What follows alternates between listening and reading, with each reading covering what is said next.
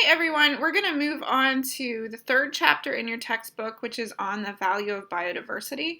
And I think this is really important because if you can communicate to other people what the value of biodiversity is, then there is hope for people to be able to better understand the relationship between people and the environment and the actual benefits that we get from the environment. And as we'll go through, you'll see there's actually a lot of monetary benefit that we get from natural resources, but there are other things that are harder to put a price tag on, like cultural values and artistic values and things like that. So as I said, this is chapter 3 in your textbook. And we'll start by thinking about how we put a value on biodiversity. And so there is a discipline called green accounting that takes into account environmental costs of projects and policies. And the idea is to put value towards preserving natural resources, and environmental costs become treated as internal costs when they're doing the accounting. So there are 3 different green accounting methods: the general progress indicator, the environmental performance index, and ecosystem valuation. And we'll talk briefly about all 3. So in typical accounting, a lot of times we look at economic progress through the gross domestic product. And it's basically the estimated total value of all goods and services produced over a period of time. And a lot of times we use it as an index for the size of the economy. So you often hear people talk about the GDP of a country as a way to compare different countries and look at how their economies can be compared, and also look at their growth rate in terms of economic growth. However, the gross domestic product doesn't take into account any loss of value as we degrade natural resources. It also doesn't take into account if we degrade like our social capital and have lower well-being for the people of the country. It just looks at economic growth. So some people think that costs associated with loss of natural resources and environmental damage should be included in calculations of gross domestic product, since it's something we use to look at our society and look at progress in our society. So one alternative has been proposed is the General Progress Indicator, or the GPI. And it attempts to account for loss of natural resources and income inequality. So it's looking at changes in the environment as well as the well-being of people as a way to look in general at how well countries are doing, and as a way to compare them using this different metric. And so here you can see in the graph, we have value given here on the y-axis and years, and we can see that the GDP per person has continued to increase, so the size of the economy has increased through time, but the GPI has kind of flatlined and may even be declining a little bit. So we see that the GPI peaked in about 1978 and has been steady or slowly declining since. This suggests that economic growth is being achieved in non-sustainable ways through the degradation of natural resources, but also by increasing income inequality. So there may be some social issues increasing as well. Another proposed index as a alternative to the GDP is the Environmental Performance Index, the EPI, which ranks countries by environmental health. And they take about 20 different factors into account, including ecosystem health, environmental contributions to human health, and participation in global environmental efforts. So this graph shows GDP per person on the y-axis and the EPI score on the x-axis. So if you're higher up on this, it shows that you have high economy, high economic growth, but also good environmental performance. If you're off to the right, but at the bottom, you have a good environmental score, but not as much economic growth. And if you're closer to this end, it shows that you're not doing great on economic growth or environmental performance. And you can see that we're kind of in the middle. We're not doing the best on environmental performance, but we are higher on average on GDP than many other countries. So you can kind of see there is sort of a relationship that in general, as the economic growth happens, countries tend to do a little bit better on the environmental performance score. But there's a lot of differences in here as well, where countries may have similar GDPs, but very different environmental performance indices. So another green accounting method, this one isn't kind of an alternative to the GDP. It's just a way of looking at the value that ecosystems provide to people. And we're thinking about this in terms of monetary value. So how can we put a monetary value on ecosystems?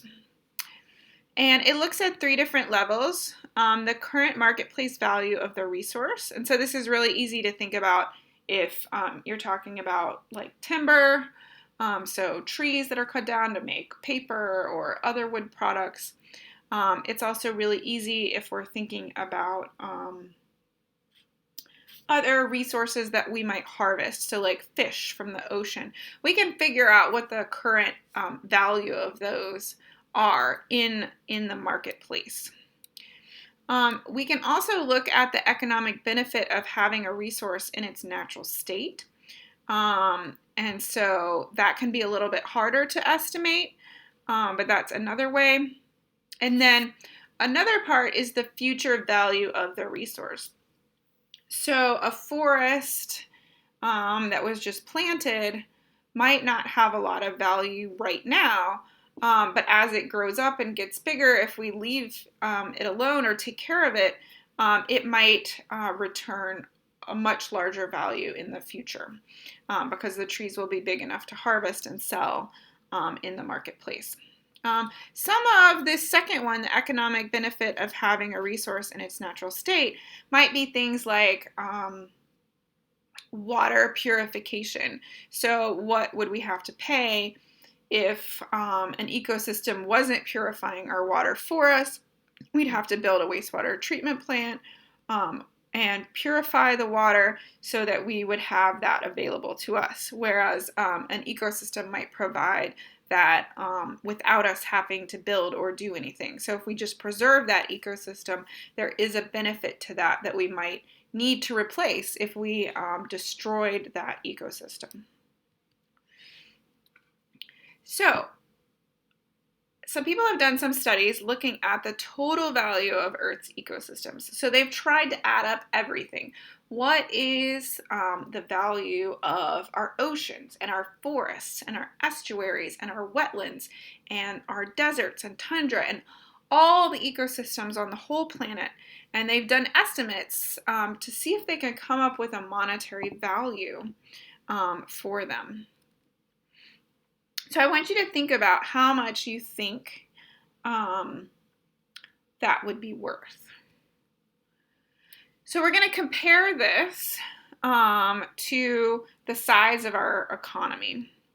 So the US's GDP, some of you that are in the business school may have studied this. We're looking at 2016 numbers just to have it for easy comparison with the estimates for ecosystems. So the USA's GDP in 2016 was $18.57 trillion, which is equivalent to $15.52 trillion in 2011. The global GDP in 2016 was $75.54 trillion, which is equivalent to $73.24 trillion in 2011. And you'll see why I'm doing this here in just a second. So we know those numbers. What is the value of Earth's ecosystems? And probably the easiest way to start thinking about this is, do you think it's the same as global GDP? Do you think it's less than the global GDP? Or do you think it's more than the global GDP? So it's actually a lot more than the global GDP. It's actually $125 trillion. And it hasn't been, I don't have any super recent estimates, but this was an estimate of the value in 2011 using 2007 dollars. So they had to, there were some metrics they had to deal with inflation when they were doing these studies. But the consensus is pretty much that, and this is an estimate, of course, so we don't know the exact monetary value, and it would be impossible to figure that number out precisely, because it probably changes with environmental conditions all the time. It changes with other conditions and market values and things like that. However, there's pretty much consensus that it's much larger than the global GDP. And you can see that's quite a bit more. That's like 66% higher than the global GDP. So Earth's ecosystems are worth a substantial amount, even in monetary terms. When you think about the other values that we'll talk more about later on, then, you could think about them. Some people would say that they're priceless because it's impossible to engineer a solution to every single thing that we get from ecosystems. That would be extremely difficult. However, when we're trying to make decisions about whether to build something where a wetland is, we can think about what the value of what we're building is there, and we can think about the value of the wetland and make a comparison using these types of techniques. I did also want to point out that they repeated this study in 2011, and there was an original estimate made in 1997. And they had estimated that in 2011, the value should be $145 trillion, and just in environmental degradation between 1997 and 2011, we lost $20 trillion worth of value in our ecosystems due to environmental degradation. So I think that's also an important point, is that as we degrade ecosystems, we're losing value, monetary value, that we will have to replace with other things, whether that's inventions by people or other types of ways to deal with that lower value. And we're losing this value every year, and a lot of it has to do with land conversion.